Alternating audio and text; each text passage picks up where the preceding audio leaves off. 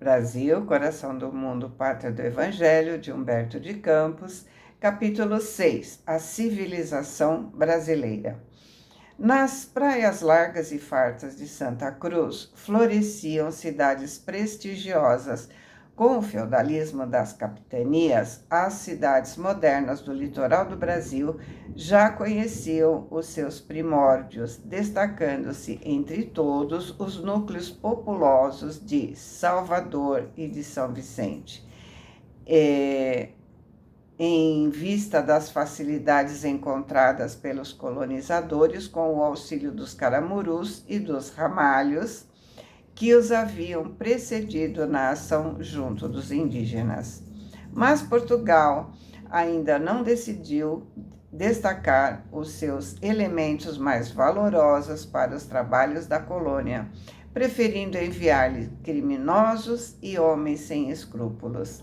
Por toda parte, os naturais buscavam os recantos desconhecidos das florestas remotas, fugindo à escravidão e às torturas injustificáveis que os homens brancos lhe infligiam, que eles um dia haviam acolhido com as mais altas expressões de fraternidade.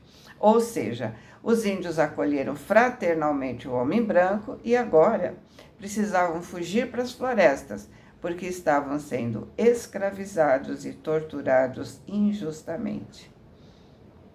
O atrito das raças dava oportunidade aos quadros mais dolorosos e mais lamentáveis.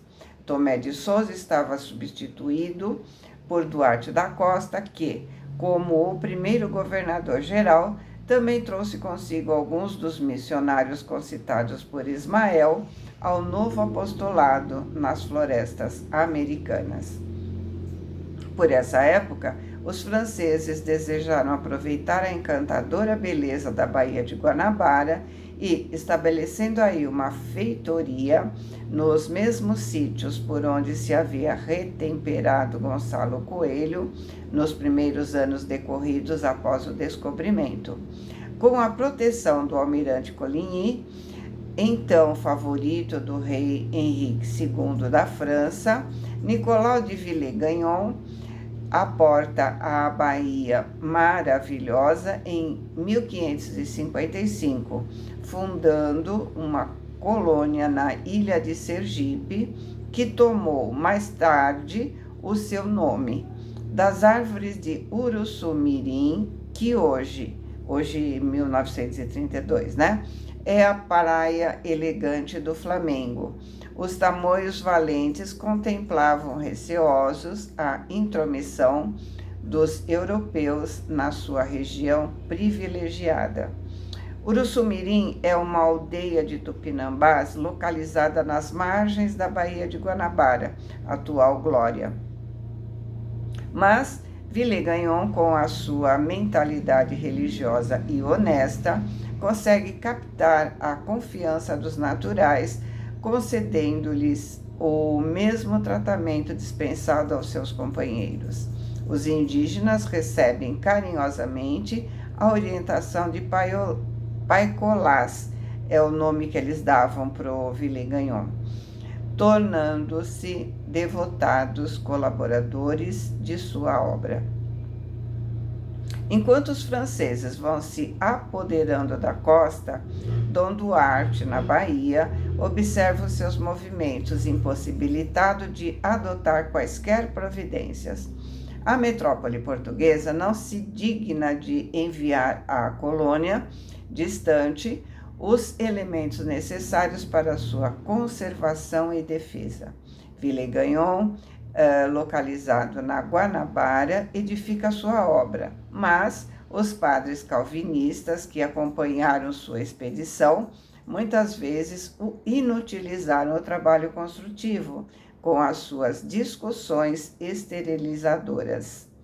Em 1559, Villegagnon regressa à França no propósito de buscar recursos oficiais, sem jamais voltar ao Brasil, e os seus compatriotas ficam abandonados na colônia nascente. Em 1557, Mendes Sá havia assumido o governo geral de Santa Cruz e combate sem tréguas a influência dos estrangeiros. Com a sua ação, expele os franceses do Rio de Janeiro, destruindo suas fortificações. Porém, o governador mal havia se retirado e os franceses dispersos voltaram a reassumir a sua posição na ilha de Sergipe, com o auxílio dos tamoios. Reunidos a esse tempo na maior confederação indígena que já existiu em terras do Brasil, sob a direção de Cunha Bebe, contra as perversidades dos colonizadores portugueses.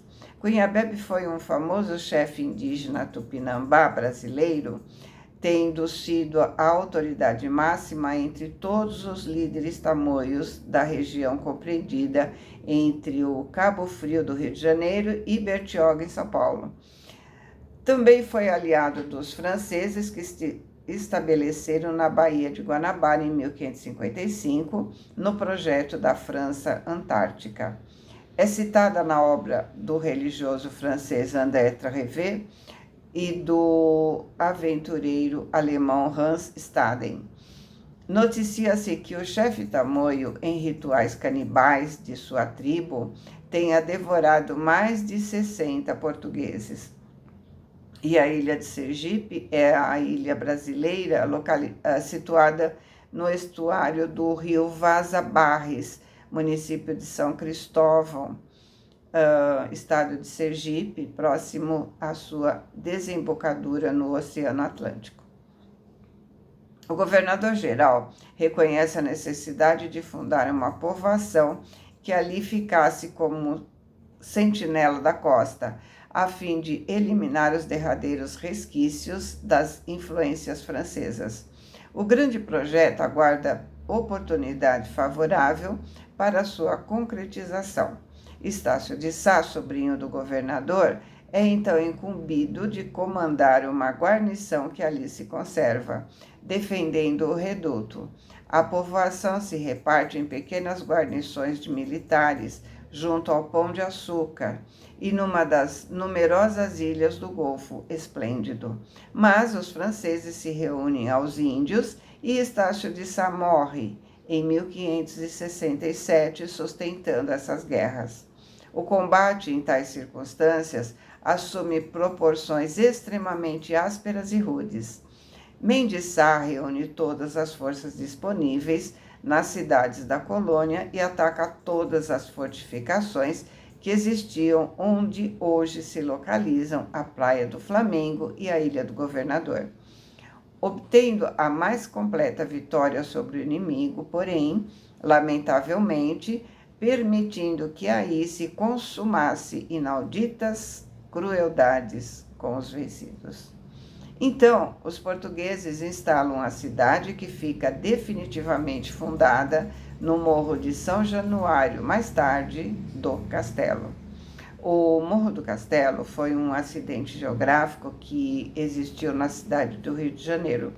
O morro foi um dos pontos de fundação da cidade no século XVI e abrigou marcos históricos de grande importância, como fortalezas coloniais e os edifícios dos jesuítas. Apesar disso, foi destruído numa reforma urbanística em 1922. Em homenagem ao mártir do cristianismo, a cidade recebeu o nome de São Sebastião, ficando outro sobrinho do governador na sua administração. Nas esferas superiores do infinito, Ismael e suas abnegadas falanges choram sobre tão lamentáveis acontecimentos como o suplício imposto a João de Bolé pelos elementos de mais confiança dos maiorais da espiritualidade. Jacques Bolé foi um ferreiro francês enviado por Jean Calvino, junto com outros 5 missionários, para ministrar aos franceses de expedição de Villegagnon ao Brasil. O ministro calvinista participou do primeiro culto evangélico do Brasil em 10 de março de 1557. No dia 21, celebraria a primeira Santa Ceia. Esse espírito de tolerância não durou muito. Em virtude de questões teológicas, Villegagnon passou a perseguir os colonos ferreiros, incitado pelo ex-padre dominicano Jean de Contat. Com a passagem de um navio que seguiria para a França, os colonos expulsos resolveram retornar ao seu país. Mesmo não se opondo ao embarque, Villegagnon enviou instruções secretas para serem entregues ao primeiro juiz em França, dizendo para que executassem os huguenotes como traidores e hereges. No entanto, essas instruções acabaram não servindo diretamente para alguns dos colonos, pois, ao perceber o risco de naufrágio, 5 deles voltaram à terra firme. Villegagnon os aprisionou imediatamente e exigiu uma resposta por escrito em 12 horas a uma série de questionamentos teológicos. Os huguenotes presos ofereceram a resposta por meio de uma redação de um documento conhecido como Confissão de Fé da Guanabara. Como os colonos reformados recusaram-se a renunciar suas convicções religiosas, Villegagnon os condenou à morte. 3 foram estrangulados e lançados ao mar. André Lafon, sendo o único alfaiate da colônia, teve a vida poupada sob a condição de que não divulgasse as suas ideias religiosas. O único que conseguiu fugir foi Jacques de Le Bollet, que atravessou até São Vicente, sendo poupado de ser devorado pelos índios por estar com um livro que os tupinambás pensaram ser a Bíblia tão esperada e prometida, que era tida como um amuleto. Tratava-se de uma peça de Rabelais. François Rabelais foi um escritor, padre, humorista e médico francês do Renascimento. Em São Vicente, Le Bollet pregou a fé cristã a partir do ponto de vista calvinista, levando os jesuítas a forçarem a Câmara a prendê-lo em 1559. Foi torturado para dar informações estratégicas do Forte Coligny. Foi levado a Salvador, onde Mendes Sá concordou em condená-lo por ser seguidor da fé protestante, e onde foi executado em abril de 1567, na presença do padre José de Anchieta. Voltando, ao nosso capítulo, a cidade fica sob a proteção espiritual de Sebastião, o grande filho de Narbonne. Narbonne é uma cidade do sudoeste da França, na região da Occitânia. Martirizado pela sua fé cristã ao tempo do Diocleciano, em 288 da nossa era. Estácio de Sá reúne-se às falanges invisíveis, encarregadas de cooperar no progresso daqueles sítios, sob as vistas amorosas do desvelado patrono da cidade, desdobra suas dedicações a favor de sua evolução entre os núcleos florescentes. Muitas vezes, Estácio voltou a se corporificar na pátria do Evangelho para viver as paisagens prediletas de seus olhos. Sua personalidade aí adquiriu elementos de ciência e de virtude, e ainda há alguns anos se podia reencontrá-la na figura do grande benemérito do Rio de Janeiro, que foi Oswaldo Cruz. Depois das lutas sanguinolentas nas praias da Bahia, mais bela do mundo, em que os vícios europeus, com as suas abomináveis guerras religiosas, batalhavam entre si, estendendo as suas crueldades até o mundo novo, Ismael considerou a necessidade de estabelecer uma diretriz para a organização econômica da Terra do Cruzeiro. Após a elaboração desses largos projetos de ação do mundo invisível, o sábio mensageiro do Senhor estabelece as funções de cada região da pátria brasileira. Junto do Golfo Enorme, onde os contornos da paisagem assumem as expressões mais suaves e mais espantosas, reunindo os mais graciosos caprichos da natureza, ele fixa as linhas de uma cidade maravilhosa, que será a sede do pensamento brasileiro. E mais tarde, no coração da terra moça e bravia, traceja as plantas magníficas das duas usinas mais poderosas, onde se guardará o profundo manancial de suas forças orgânicas. Os pontos de fixação dessas sagradas balizas são encontrados ao longo de 600 quilômetros de extensão do Paraíba do Sul e na cabeceira do São Francisco, cuja corrente deverá lançar pelo seu percurso de quase 3.000 quilômetros todas as sementes da brasilidade mais pura. Ismael aproveitou os núcleos orientadores de Piratininga, que se expandiram mais tarde com as audaciosas bandeiras. A linha do coração do Brasil até hoje aí se encontra estabelecida. Ninguém pode negar a preeminência da intelectualidade carioca e fluminense, desde os tempos em que a cidade de São Sebastião se derramou do Morro do Castelo, invadindo as ilhas, absorvendo as praias extensas e elevando-se pelas colinas vizinhas. São Paulo e Minas de hoje foram, hoje 1932, né? Foram as regiões escolhidas como as duas fontes poderosas que guardariam o potencial de energias orgânicas da Terra, formando os primeiros índices da etnologia brasileira. As águas do Paraíba do Sul e as de todo o percurso de São Francisco ainda constituem esse roteiro singular, onde se vai conhecer os característicos mais fortes do povo fraternal da Terra do Cruzeiro. Cada estado do Brasil tem a sua função essencial no corpo ciclópico da pátria, que representa o coração geográfico do mundo, mas em São Paulo e em Minas Gerais localizam-se, por uma determinação do invisível, os elementos indispensáveis à organização da pátria esplêndida. Ambos serão ainda, por muito tempo, as conchas da balança política e econômica da nacionalidade e os dínamos mais poderosos da sua produção.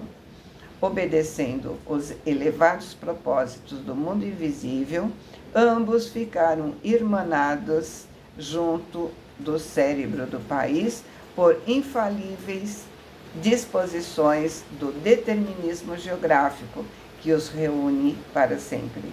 Os espíritos infelizes e perturbados, inimigos da obra de Jesus, mas que serão um dia convertidos ao supremo bem, pela sua infinita piedade, agem de preferência nos bastidores administrativos dos dois grandes estados brasileiros, provocando a vaidade dos seus homens públicos, levantando trincas políticas e conduzindo-os, muitas vezes, às lutas fraticidas e tenebrosas, no sentido de atrasar os triunfos divinos do Evangelho no coração de todas as almas. Mas os devotados obreiros do além não descansam em sua luta de abnegação e de renúncia. E ainda agora, em 1932, quando um distinto jornalista da atualidade rasgava a bandeira nacional na capital paulista, no seu famoso discurso Sem Palavras, José de Anchieta, de quem João de Bolé é agora dedicado colaborador, junto a outros gênios espirituais da terra brasileira, se reuniam no Colégio de Piratininga, implorando a Jesus derramasse o doce bálsamo da sua humildade sobre o orgulho ferido dos valorosos piratininganos.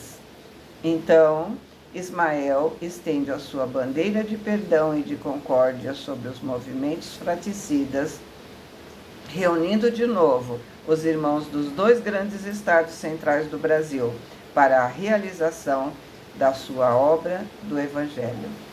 As fraquezas e vaidades humanas, fermentadas por forças maléficas do mundo, têm separado muitas vezes as coletividades dos dois grandes estados da República, levantando-os à inimizade e quase ruína. Mas, muito breve, quando as sombras da confusão dos tempos modernos invadirem ameaçadoramente os céus da pátria, ambos compreenderão a imperiosa necessidade de se unirem para sempre, como irmãos muito amados, e novos símbolos de Castor e Pollux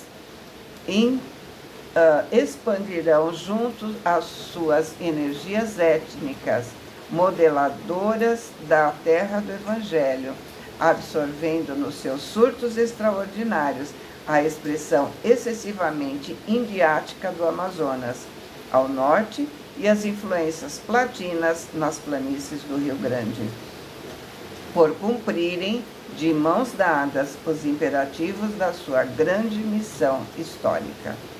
Pollux e Castor são dois irmãos gêmeos da mitologia grega e romana. Mesma mãe, porém pais diferentes. Pollux era imortal e Castor não era. Com a morte de Castor, Pollux pediu a Zeus, seu pai, que desse imortalidade ao seu irmão.